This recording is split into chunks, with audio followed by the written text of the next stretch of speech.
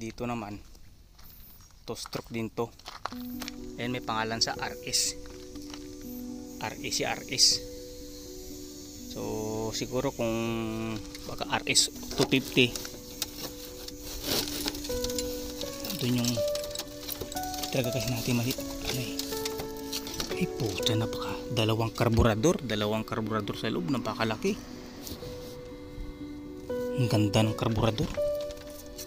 Puta, okay lang, nalilinis man yan. Nalilinis naman yan, karburador sa loob.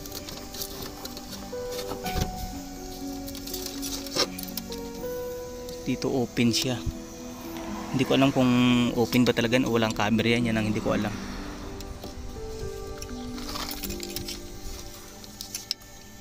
Hindi ko na alam, ganyan.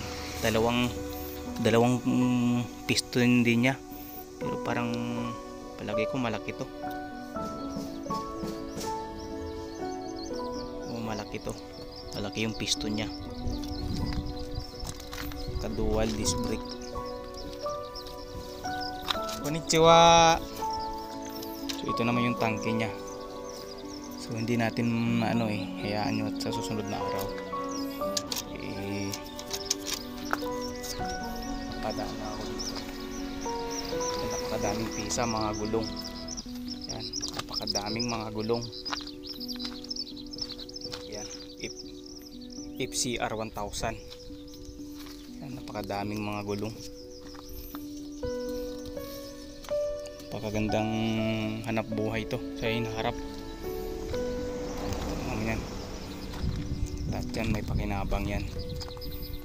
Kailang mga magagaling, may paraan. Yun lang. So napakaganda yung carburetor niya. Bilib ako doon, carburetor niya. Kung ilabas naman natin, subukan natin, ilabas ko muna. So ayan na, ilabas na natin siya. So napakalaki talaga ng carburetor niya, napakalaki. Sa susunod na araw ito siya. Dito pala nakikita. So RS250. So maliwanag na. Yan ang gusto kong malaman. RS250. So ayan mga boss, pakaliwanag niyan. RS250.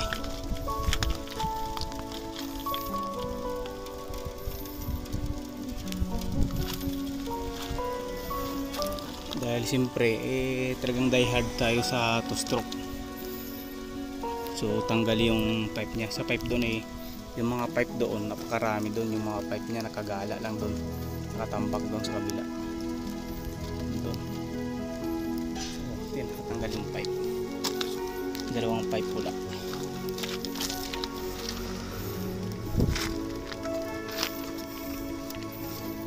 Hiram ako ng gamit at sisilipin natin yung carburetor niya, mga tol, mga bossing na. Ayan ang mga tol, ayan ang mga kastigo. So magagaling din talaga yung mga hapon kasi bago nila tinatambak yan, nilalagyan nila ng may bara. Ibig sabihin nilagyan talaga nila ng papel. So napakaganda. At saka kihin yung carburetor niya, dalawang carburetor RS250. Siya, maganda yung shock niya, dual disc. So ito siya, babalik din natin yun, aluminum yung carburetor. Maganda yung carburetor niya. Balik na natin yan. Ito din yung niya, yung shock. Kahit sa mga tagal talagang makikita mo na hindi kumukupas. Luma na yan. Ganun ka tibay yung mga pisa ng Japan. So ibabalik na natin yan mga kastig. So ayun lamang. So confirm na to, RS250. Yun hindi ko alam. Siguro baka RS125 sana nga. Kasi gagawa tayo ng magandang laro. So ayun lamang mga boss. So paki-subscribe na lang ng YouTube channel natin at marami pa akong ipapakita sa inyo. Dahil hanggang doon, napakadaming nakatambak doon. Isa-isahin natin yan. So ito, babalik na natin yung binaklas natin. 96 yan, 96. So ang lahat ay marunong mag 96, diba? Kabaliktaran yun, 69. So babalik na natin to. RS 250cc. Pag-aangas naman ng RS 250cc na to. So ayun lamang, babalik na to. So abangan nyo pa yung iba nating video. So hanggang sa muli, yung RPM nya ganyan, 1000 RPM. So ganda ng mga shock. So ayun, maraming salamat. At saka dito pala, mga tol, mga kastig to, tinatapon lang yan dito. Ito, tinatapon lang, ay pakinabang yan, magagamit pa yan. Yung plastic niya magagamit yan. Maraming mapagagamitan yan dahil pero yung hose lang, yung plastic lang, magagamit pa yan.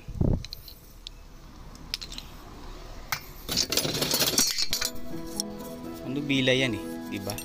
Sa manubila yan, punta doon, bibili ka pa ng 500 local pa. Diba, mga 500 bibili mo doon, 500 local pa. Yan, marami na yan mga master. Pero parang ako nakita, ayun pa. Kasi may export ako doon alam mo naman na mekaniko tayo. Ay hindi, siraniko pala. Siraniko tayo Marami tayong pagtatambayan. Ito yung mga inaalala ko mga bossing yung mga gear.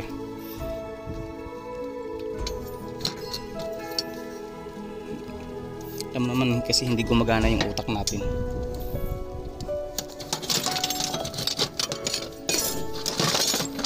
Katang tinatapon nila dito, kukunin natin yan. Maghahanap tayo ng yung mga kadina. Yung kadina mabigat. Pero sayang yan yan yung mga magagamit yan. Ito alam ko sa tambotso to sa tinapon na nila.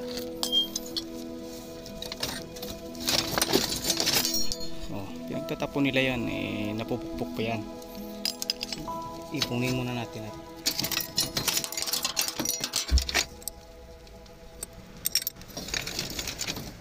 ako kasi alam ko mga pisa yan saan kaya mga parts yan.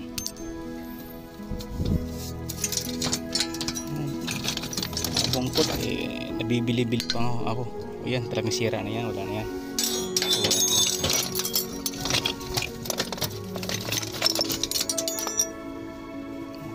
Pisa ba ng motor to? Sa pisa tayo ng motor. Ito naman, saan kaya ito? Wala na, nasira na. Natin alam. Sira ulo, pinagtatapon nila.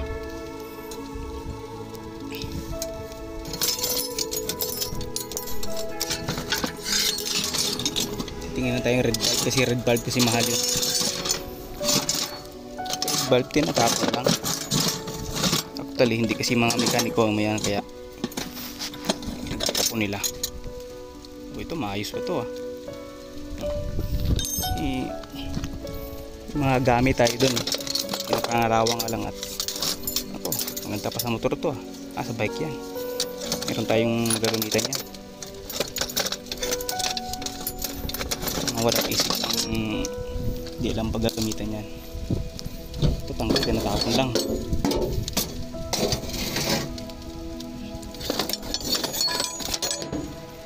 Ito mga gear kasi yung mga ganyan mga boss nagagamit yan gamit talaga yan. Diba? Gagamit pa natin kasi yan actually. Napakadami. Hindi kunin natin yung matuwid. O yung mga pagpukula na yan. Yung mga clutch hindi natin alam. Hindi na tayo marunong magmekaniko. Ito tinatapon lang, Sunstar 3060. Pero dito kayaman. Ano kaya to? Parang maganda to ah. Tingnan natin yung ano yan. Ito may pakinabang to mga boss. Yan, may pakinabang yan. Mamaya tingin natin. Pati yung mga gear na yan kasi magagamit yan. Huwag lang yung makakabili yan dun. Kung hindi mo na ibilin dun. Ito yung mga red bulb. Sa red bulb tinatapo lang dito. Ganun kayaman. Makita lang natin kasi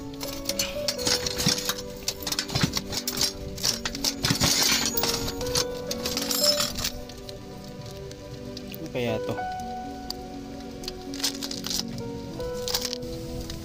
Hindi natin alam kung saan ginagamit to, pero baka doon sa mga sasakyan magagamit natin to.